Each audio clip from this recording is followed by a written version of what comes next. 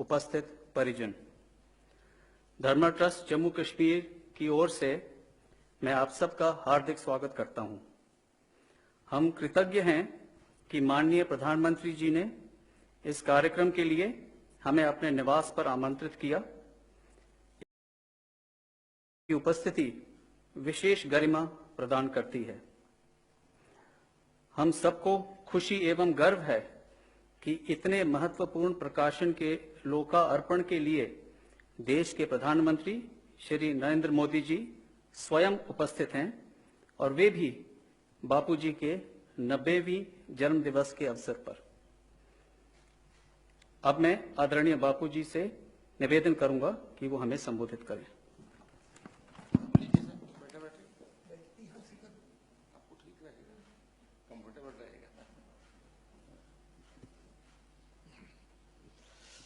आदरणीय प्रधानमंत्री जी,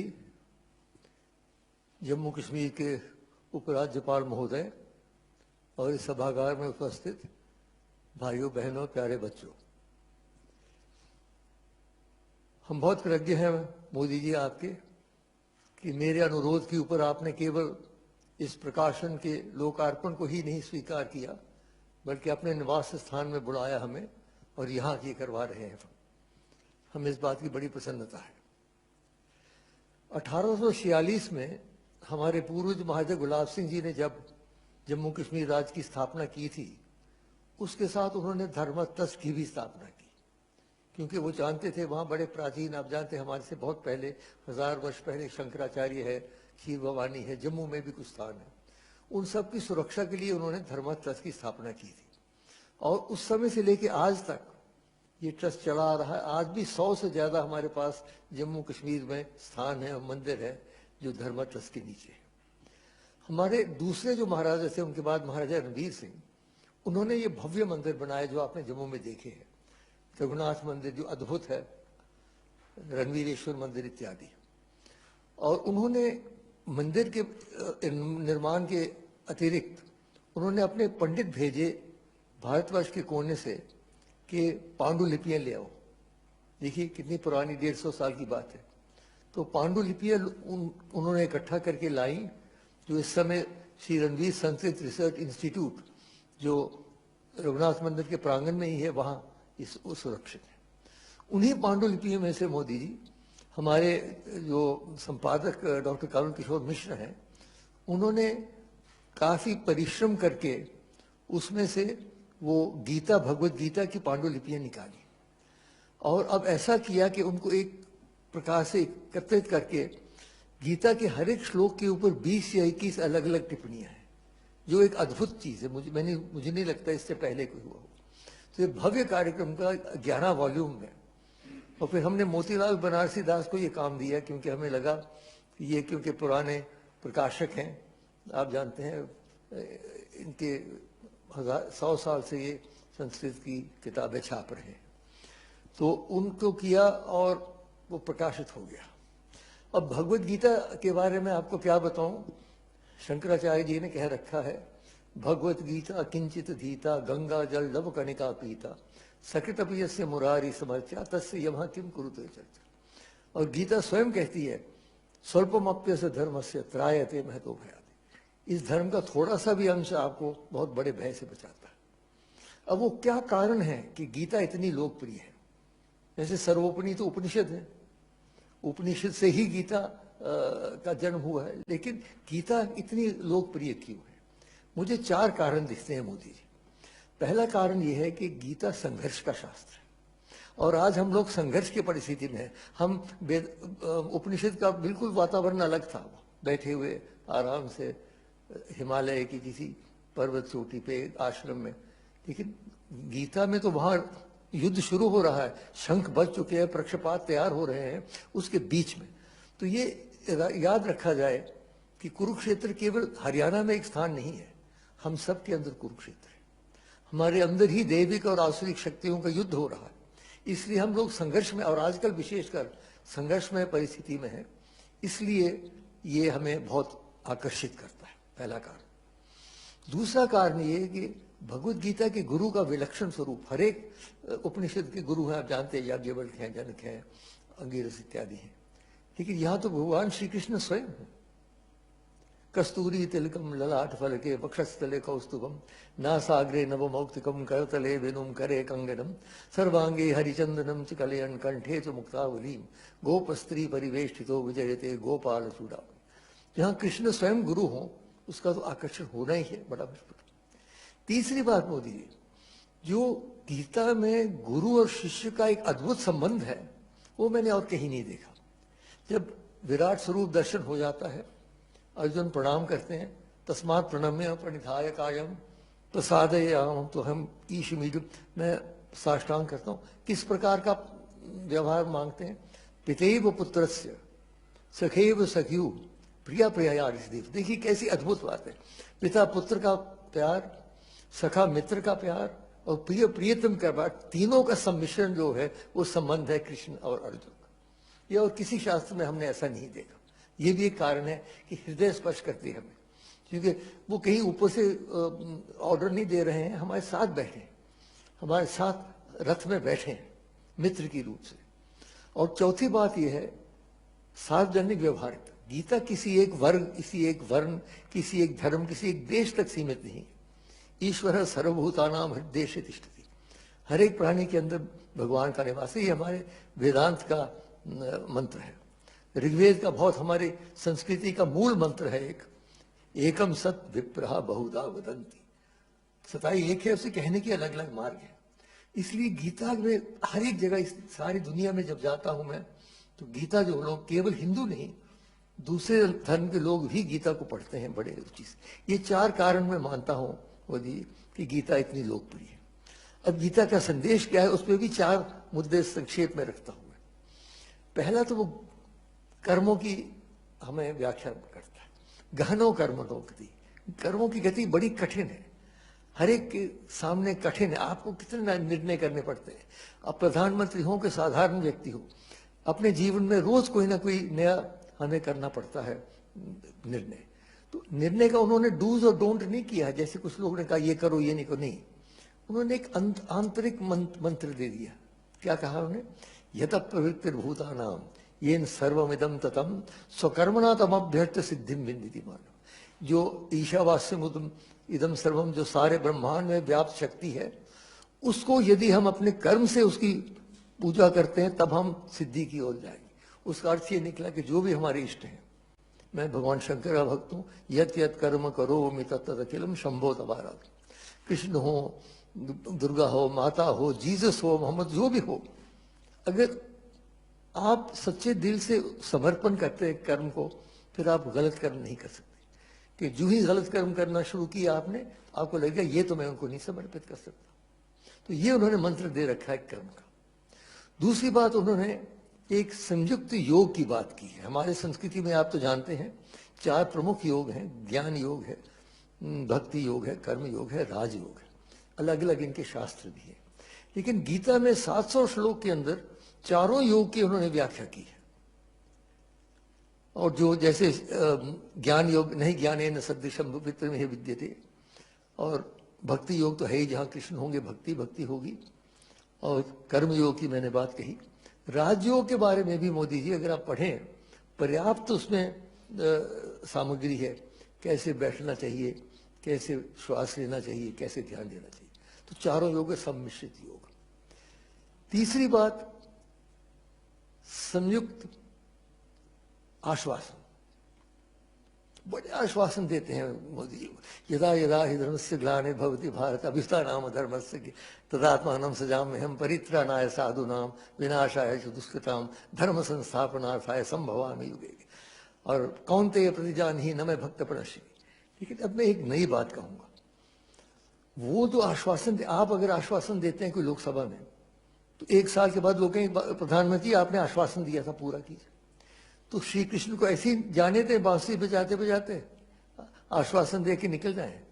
बांधना है उनको कैसे बांध सकते हैं? भक्ति से ही बांध सकते हैं, और तो कोई तरीका है नहीं। और एक और बात मैं कहूं मोदी जी, शायद पहली बार आपने सुना, अगर हमें भगवान की आवश्यकता है तो भगवान को भी हमारी आवश्यकता है। याद रखिए, मानव की सहयोग के बिना भगवान का कार्य पूरा नहीं होता। नहीं तो सुदर्शन चक्र था, चला लेते, युद्ध खत्म कर लेते। नहीं, क्यों अर्जुन के पीछे पड़ रहे? खड़े हो जाओ, निमित्त मात्र, मैंने सबको मार रखा है, खड़े हो जाओ। खड़े क्यों? क्योंकि हमारे सहयोग के बिना उनका कार्य पूरा नहीं। श्री राम ने भी जब चढ़ाई करनी थी श्रीलंका पर, तो अयोध्या से कोई नहीं आया।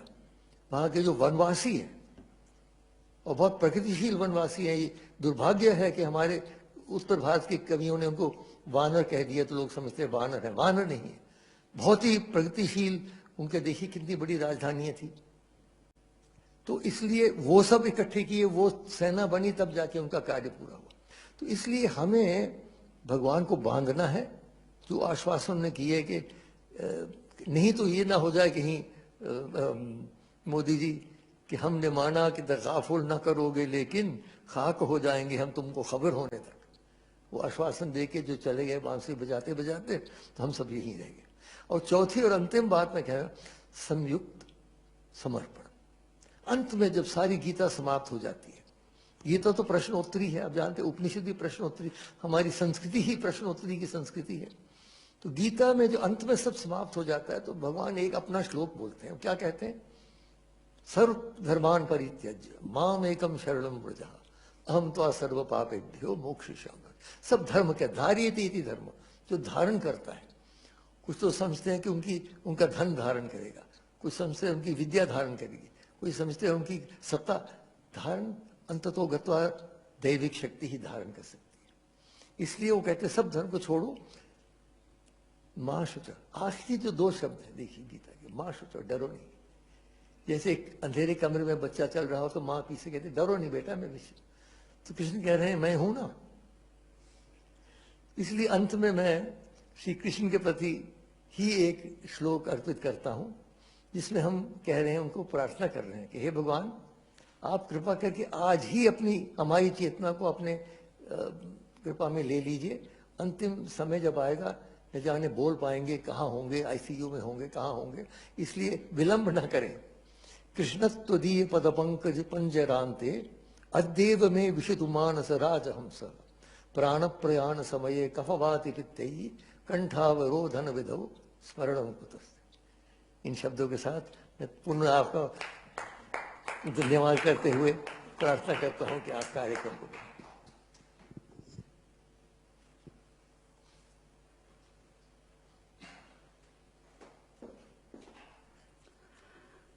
अब मैं प्रधानमंत्री जी, उपराज्यपाल जी और डॉक्टर करण सिंह जी से निवेदन करूंगा कि बुक रिलीज करें, और प्रधानमंत्री जी बटन दबा के बुक रिलीज करें।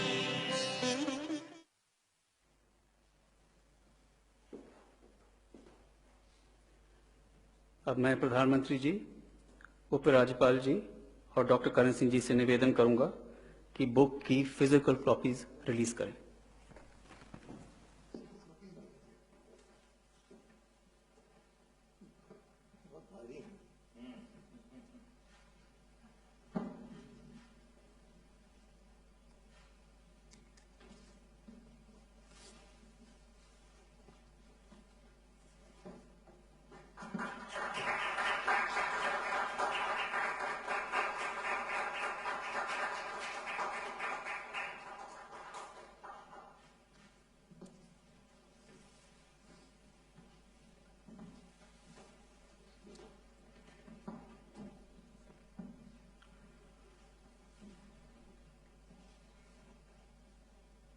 मैं प्रधानमंत्री जी से अनुरोध करूंगा कि अपने विचार हमारे सामने रखें।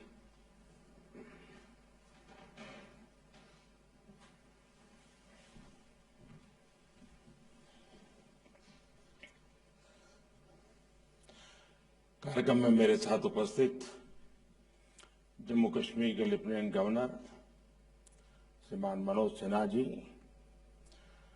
धर्मार्थ ट्रस्ट के chairman trustee doctor Karan Singh ji, इस कार्यक्रम में उपस्थित अन्य सभी महानुभाव, देवी और सज्जनों, आज हम श्रीमद् भगवद गीता की 20 व्याख्याओं को एक साथ लाने वाले 11 संस्करणों का लोकार्पण कर रहे हैं।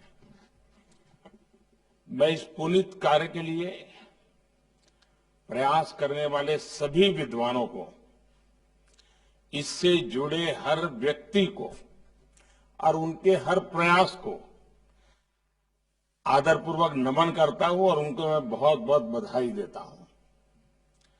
आपने ज्ञान का इतना बड़ा कोष आज के युवाओं और आने वाली पीढ़ियों के लिए सुलभ करने का एक बहुत ही महान काम किया है।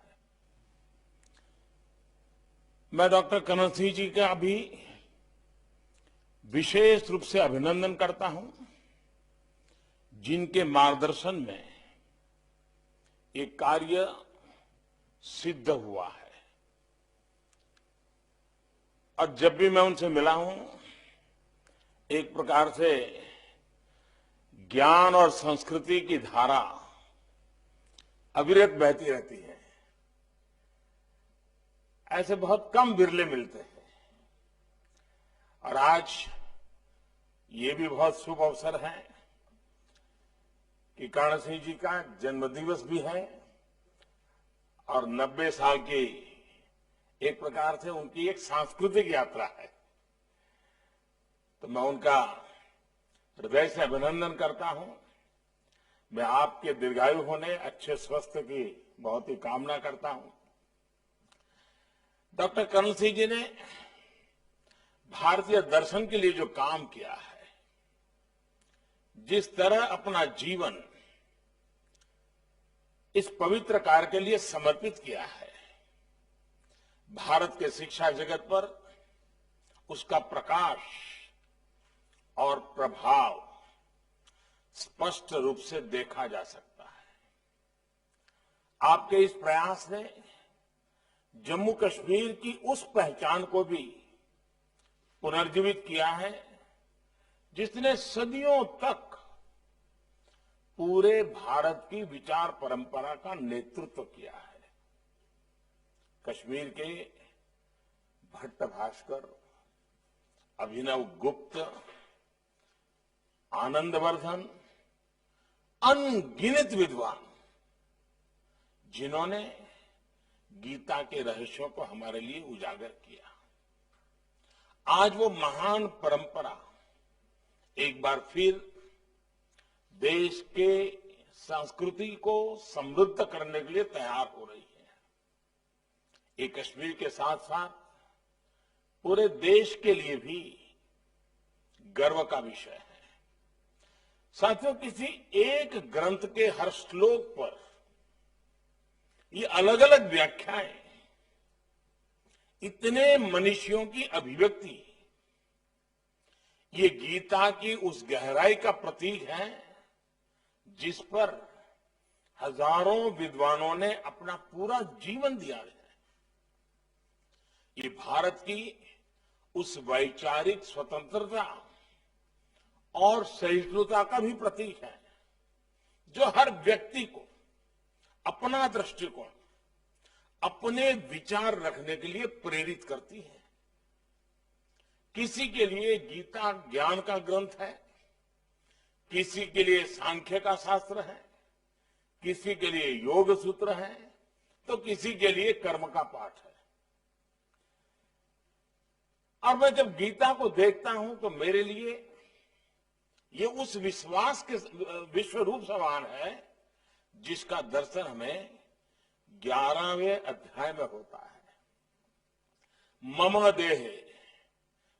देहे गुड़ाकेश यच्च अन्नत दृष्टमो इच्छसी, अर्थात मुझ में जो कुछ भी देखना चाहो देख सकते हो। हर विचार, हर शक्ति के दर्शन कर सकते हो। साथियों, गीता के विश्व रूप ने महाभारत से लेकर आजादी की लड़ाई तक हर कालखंड में हमारे राष्ट्र का पथ प्रदर्शन किया है। आप देखिए, भारत को एकता के सूत्र में बांधने वाले आदि शंकराचार्य जी ने गीता को आध्यात्मिक चेतना के रूप में देखा। गीता को रामानुजाचार्य जैसे संतों ने आध्यात्मिक ज्ञान की अभिव्यक्ति के रूप में देखा। स्वामी विवेकानंद जी के लिए गीता अटूट कर्मनिष्ठा और अदम्य आत्मविश्वास का स्रोत रही है। गीता श्री अरबिंदो के लिए तो ज्ञान और मानवता की साक्षात अवतार थी। गीता महात्मा गांधी की कठिन से कठिन समय में पथ प्रदर्शक रही है। गीता नेताजी सुभाष चंद्र बोस की राष्ट्रभक्ति और पराक्रम की प्रेरणा रही है।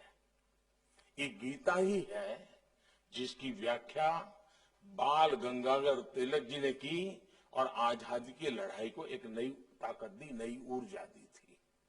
मैं समझता हूं कि ये सूची इतनी लंबी हो सकती है कि कई घंटे भी इसके लिए कम पड़ेंगे।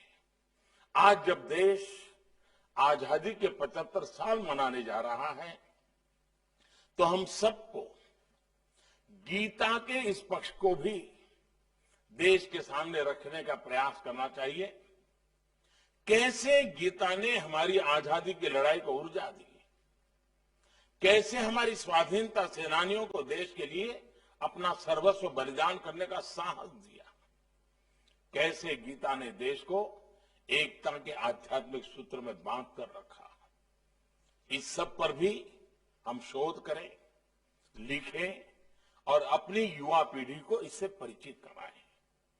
साथियों, गीता तो भारत की एकजुटता, समत्व की भावना का मूल पाठ है, क्योंकि गीता कहती है समम सर्वेषु भूतेषु तिष्ठन्तम परमेश्वरम, अर्थात प्राणी मात्र में ईश्वर का निवास है, नर ही नारायण है। गीता हमारी ज्ञान और शोध की प्रवृत्ति की प्रतीक है, क्योंकि गीता कहती है नहीं ज्ञानेन सदस्यम, नहीं ज्ञानेन सदस्यम पवित्रम निहि विद्यते, अर्थात ज्ञान से पवित्र और कुछ भी नहीं है।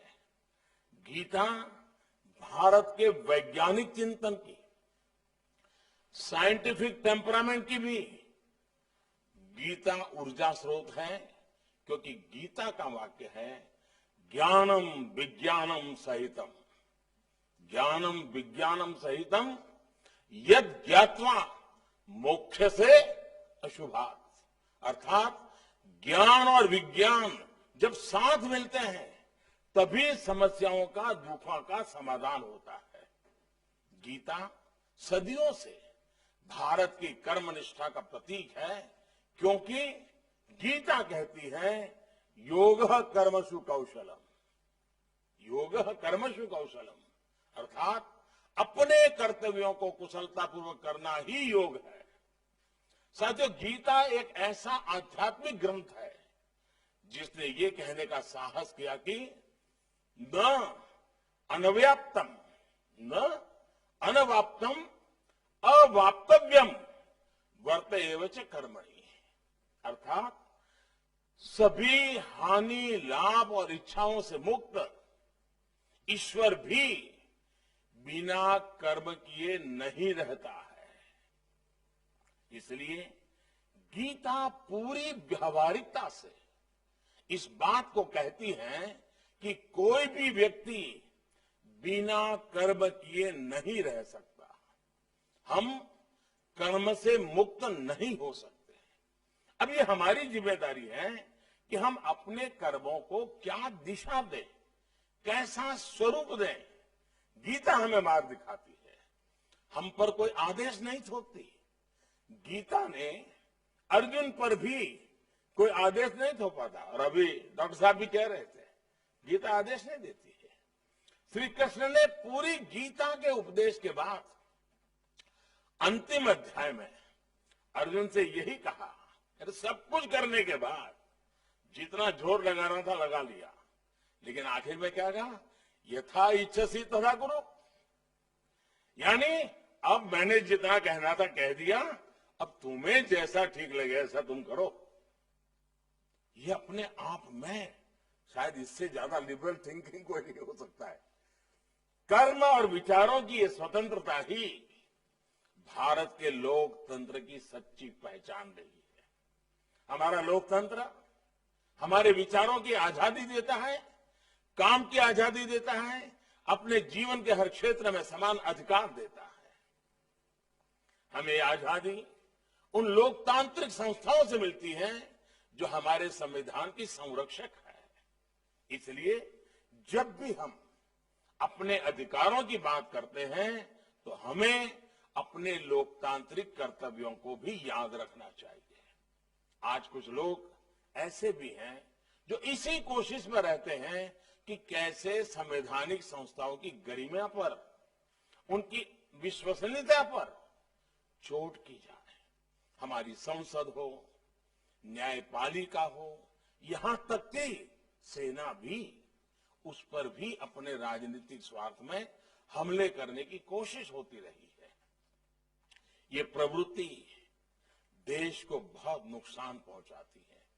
संतोष की बात है कि ऐसे लोग देश की मुख्य धारा का प्रतिनिधित्व नहीं करते हैं। देश तो आज अपने कर्तव्यों को ही संकल्प मान करके आगे बढ़ रहा है। गीता के कर्मयोग को अपना मंत्र बनाकर देश आज गांव, गरीब, किसान, मजदूर, दलित, पिछड़े समाज के हर वंचित व्यक्ति की सेवा करने में उनका जीवन बदलने का प्रयास कर रहा है।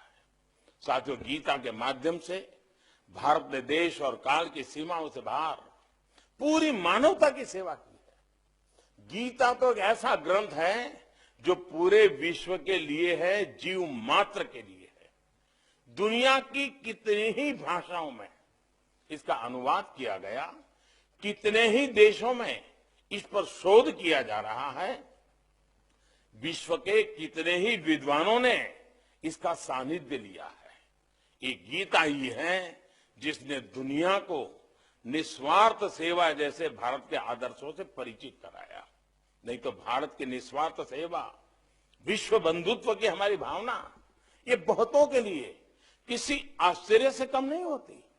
आप देखिए, कोरोना जैसी महामारी दुनिया के सामने आई, उस समय जैसे पूरा विश्व इस क्षेत्र से अनजान था, एक अननोन एनिमी था। दुनिया तैयार नहीं थी, मानव तैयार नहीं था, और वैसी ही स्थिति भारत के लिए भी थी। लेकिन भारत ने खुद को भी संभाला और विश्व की सेवा भी के लिए भी जो भी कर सकता है पीछे नहीं रहा। दुनिया के देशों को दवाइयां पहुंचाई, जरूरत जिन सामग्री की थी उसको पहुंचाया। आज दुनिया के कई ऐसे देश जिनके पास वैक्सीन के लिए साधन संसाधन नहीं थे, भारत ने उनके लिए बिना किसी बंद अनुबंध और शर्त के, कोई शर्त नहीं, हमने वैक्सीन पहुंचाई। वहां के लोगों के लिए भी ये सेवा किसी सुखद आश्चर्य से कम नहीं है। उनके लिए ये अलग ही अनुभव है। साथियों, इसी तरह दूसरे देशों के भी जो लोग दुनिया में अलग अलग जगह फंसे थे, भारत ने उन्हें भी सुरक्षित निकाला, उनके देश पहुंचाया। इसमें भारत ने नफा नुकसान का कोई गणित नहीं लगाया। मानव मात्र की सेवा को ही कर्म मानकर भारत ने ये कर्तव्य निभाया। जब दुनिया के लोग, विश्व के नेता इसे भारत द्वारा की गई सहायता बताते हैं, भारत के प्रति मुझे धन्यवाद देते हैं, तो मैं कहता हूं कि भारत के लिए ये सहायता नहीं, संस्कार है।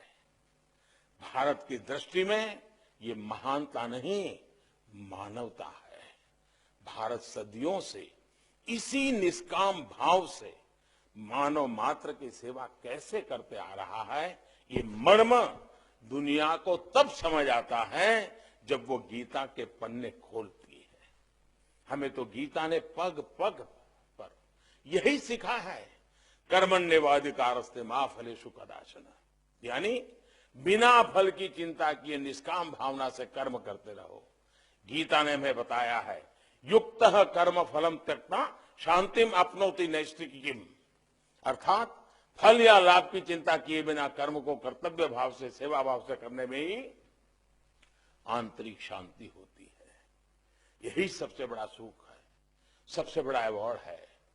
साथियों, गीता में तामसिक, राजसिक और सात्विक 3 प्रवृत्तियों का वर्णन भगवान कृष्ण ने दिया है।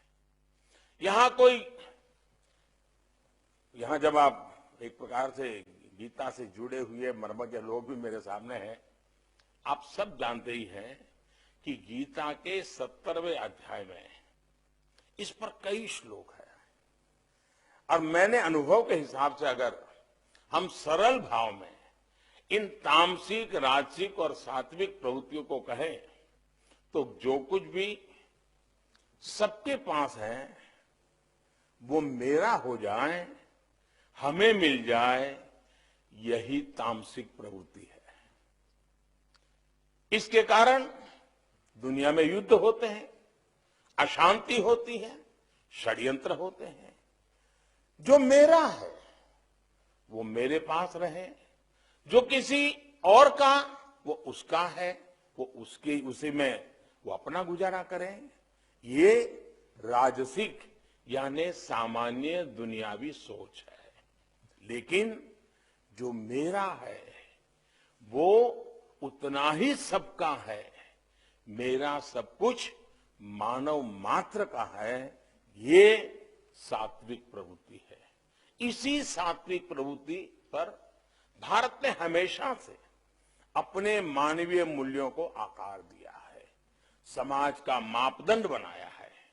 हमारे यहां परिवारों में भी बच्चों को भी सबसे पहले यही सिखाते हैं, कुछ भी मिले पहले सबको बांट दो, बाद में खुद रखो। मेरा नहीं करते, मिलकर चलते हैं। इन्हीं संस्कारों के कारण भारत ने कभी अपनी पूंजी को, अपने ज्ञान को और अपने आविष्कारों को केवल आर्थिक आधार पर नहीं देखा। हमारा गणित का ज्ञान हो, टेक्सटाइल हो, मेटलर्जी हो, जैसे कई प्रकार के व्यापारिक अनुभव हो, या फिर आयुर्वेद का विज्ञान हो, हमने इन्हें मानवता की पूंजी माना। आयुर्वेद का विज्ञान तो उन युगों से मानवता की सेवा कर रहा है जब आधुनिक मेडिकल साइंस इस रूप में नहीं था। आज भी जब दुनिया एक बार फिर से हर्बल और नेचुरल की बात कर रही है, ट्रीटमेंट से पहले हीलिंग की ओर देख रही है, आज जब आयुर्वेद पर अलग अलग देशों में शोध हो रहे हैं तो भारत उसे प्रोत्साहित कर रहा है, अपनी मदद भी दे रहा है। अतीत में भी हमारे प्राचीन विश्वविद्यालयों में विदेशी छात्र आए, विदेशी यात्री आए, हर किसी को हमने अपना ज्ञान विज्ञान पूरी उदारता से दिया। हमने जितनी ज्यादा प्रगति की उतना ही मानव मात्र की प्रगति के लिए और प्रयास हम करते रहे हैं। साथियों, हमारे यही संस्कार, हमारा यही इतिहास आज आत्मनिर्भर भारत के संकल्प के रूप में एक बार फिर जागृत हो रहा है। आज एक बार फिर भारत अपने सामर्थ्य को संवार रहा है ताकि वो पूरे विश्व की प्रगति को गति दे सके, मानवता की ओर ज्यादा सेवा कर सके। हाल के महीनों में दुनिया ने भारत के जिस योगदान को देखा है, आत्मनिर्भर भारत में वही योगदान और अधिक व्यापक रूप में दुनिया के काम आएगा। इस लक्ष्य को पूरा करने के लिए आज देश को गीता के कर्मयोग की जरूरत है। सदियों के अंधकार से निकलकर एक नए भारत के सूर्योदय के लिए, आत्मनिर्भर भारत के निर्माण के लिए हमें अपने कर्तव्यों को पहचानना भी, उनके लिए कृत संकल्प भी होना है। जैसे भगवान कृष्ण ने अर्जुन से कहा था, क्षुद्रम हृदय दौर्बल्यम त्यक्त्वा उत्तिष्ठत परंतप, अर्थात छोटी सोच, छोटे मन और आंतरिक कमजोरी को छोड़कर अब खड़े हो जाओ। भगवान कृष्ण ने यह उपदेश देते हुए गीता में अर्जुन को भारत कहकर संबोधित किया है। इसकी तरफ बहुत कम लोगों का ध्यान जाता है। आज गीता का यह संबोधन हमारे भारतवर्ष के लिए है, 130 करोड़ भारतवासियों के लिए है। आज इस आह्वान के प्रति भी नई जागृति आ रही है। आज दुनिया भारत को एक नए नजरिए से देख रही है, एक नए सम्मान से देख रही है। हमें इस बदलाव को भारत की आधुनिक पहचान, आधुनिक विज्ञान के शिखर तक लेकर जाना है। मुझे विश्वास है कि हम मिलकर ये लक्ष्य हासिल करेंगे। आजादी के 75 साल देश के एक नए भविष्य की शुरुआत का आधार बनेंगे। मैं फिर एक बार डॉक्टर साहब को, इस ट्रस्ट को चलाने वाले सभी महानुभावों को और इस काम को करने के लिए आपने जो मेहनत की, इसके लिए मैं हृदय से बहुत बहुत बधाई देता हूं। और मुझे विश्वास है कि इस किताब से जो लोग रेफरेंस के रूप में किताब का उपयोग करने के आदी होते हैं, उनके लिए ग्रंथ बहुत अधिक काम आएंगे, क्योंकि हम जैसे लोग हैं उनको जरा ज्यादा जरूरत पड़ती है। तो इसमें रेफरेंस के लिए सुविधा बहुत रहती है और इसके लिए भी मैं मानता हूं ये अनमोल खजाना आपने दिया है। और मैं इस बात से पूरी तरह सहमत हूं, शायद विश्व का ये पहली चिंतन धारा ऐसी है, ये विश्व का पहला ऐसा ग्रंथ है, विश्व का पहला ऐसा मार्गदर्शन है जो युद्ध की भूमि में रचा गया है, शंखनाद के बीच रचा गया है, जहां जय पराजय दरवाजे पर दस्तक दे रहा था, उस समय कहा गया है। ऐसी प्रतिकूल वातावरण, अशांत वातावरण, उद्वेग वाले वातावरण, उसमें इतना शांत चित्त विचारधारा निकलना, ये इस अमृत प्रसाद के सिवाय कुछ नहीं हो सकता है।